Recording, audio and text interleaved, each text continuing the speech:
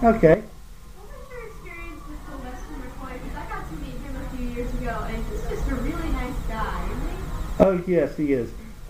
Sylvester, I'll tell you a nice little story about him.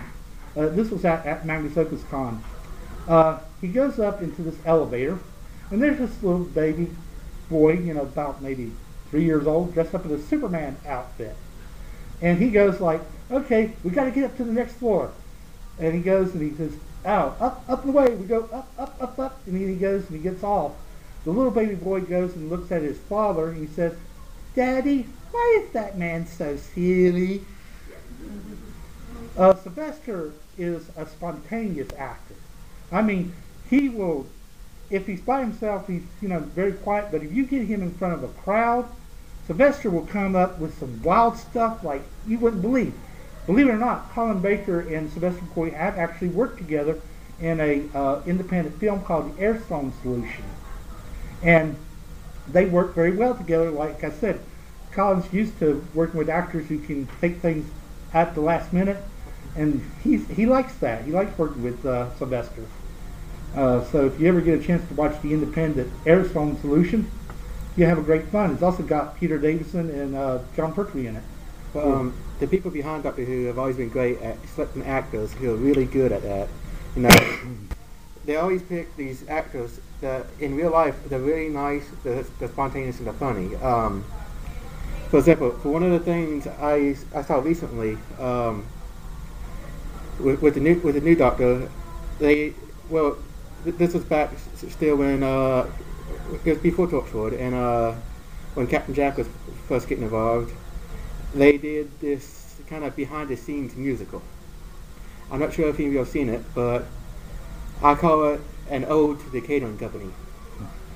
And it's a great thing just to look up these behind-the-scenes for Doctor Who.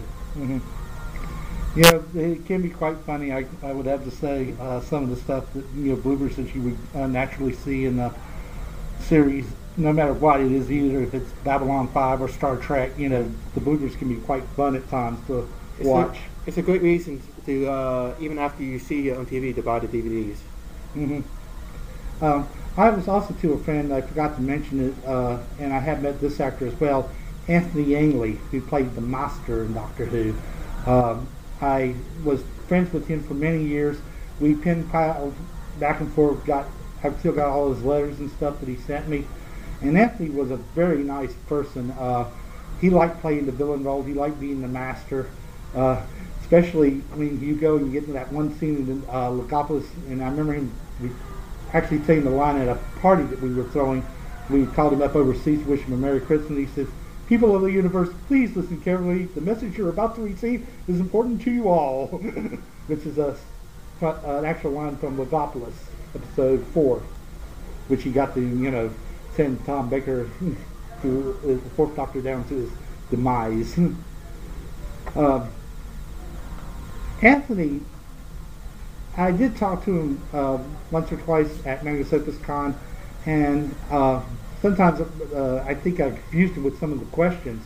I like Colin when he did the narration in Trial of the Time Lord for, I guess it was episode 9 with the Tripids or Vervoids. That's right, Vervoids.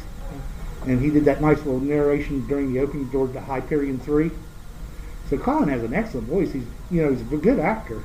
I just wish that we had more seasons of him. Same thing with Sylvester, because they were very good actors. I would enjoy more with Paul McGann. I feel like really, one movie, that's it. Speaking of things that's unfortunate, it's also unfortunate that a lot of the very old episodes we now don't have. There has been efforts to try to collect them, but and sometimes all they've been able to collect of the older episodes is just the audio. I was fortunate enough to see the very first story arc, which is An Unearthly Child, which was in black and white. Mm-hmm. I remember I actually bought it from you on a VHS tape, and while I'm watching it, there was a news break because they had information about the JFK assassination, because they had it took place the day after, because JFK died on see, Doctor Who started on November 23rd, 1963. Kennedy was assassinated on November 22nd, 1963. Mm-hmm. But they had to re-air the very first episode of Doctor Who just because the nation was going through so much grief at the time. Mm. So it's a little history there for you. Mm-hmm. I feel like William Hartnell was a very good doctor. He's my favorite one out of all of them because he really set the standard for the show. I've heard people complain about William Hartnell. Anthony Langley met him one time and didn't care too much for him. But I think William Hartnell really had a good grasp of the character. He was could be cranky at times, the anti-hero at times too. But during the later episodes, the character does develop, and he becomes a more softer, understanding character. Mm. And it was quite probably, real groundbreaking when you get to the episode "The 10th Planet," which was William Hartnell's last story in the 4th season, second story. And they had to do that regeneration scene, between, Hartnell and Troughton, because, changing out roles to one actor to another. That's very new to it, and keep that same story going.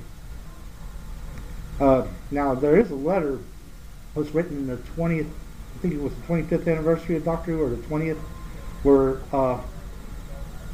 Hartnell complained about, the way the show was going. He didn't care too much for it, but it was really his illness that finally got him to leave, because he was just getting that bad of poor health. If you look at Unearthly Child and then look at the 10th Planet, you can actually tell that he was pretty sick. That, he physically looked like he was worn out. He needed to take a break from the show. I remember watching some behind the scenes that was played later on that showed how much trouble he had filming that last episode. Well, you have the first time that the Doctor does this little reincarnation thing, mm-hmm. and the whole regeneration thing came from that. They weren't ready to end the series, but the actor playing the Doctor just couldn't do it anymore because of health. Yeah. Mm-hmm. What could I say about John Pertwee? Oh, he was an actor. I can tell you that. He came from sort of like the Broadwell type of acting, because that's the way he was. I remember one time a director did get kind of mad at him. There's this scene in the Inferno where he's supposed to go up to the brigade leader, and the brigade leader was played by Nicholas Courtney. He had a patch over his eye, supposed to be the evil brigadier, and then everybody came in wearing eye patches and flipping it up. Nicholas is sort of like a rock of Gibraltar. You don't shake him for the world. He says his lines, and the director just got mad because here everybody else was goofing off, and here we're trying to get some serious work done. I have heard, and this is what people used to tell me, that Pertwee for a short while had problems remembering his lines, until it was much later on, until he got into the role, that he started remembering his lines and started taking the job more professionally. That's what some people say. Some people tell me different. Of course, Barry Letts, got John Pertwee for the role, and Barry was very satisfied with his performance. He said he was an actor's actor. Well, I'm going to stop the recording right here, and we're going to turn off the lights so we can show you some special bloopers for taken from the classic Doctor Who series.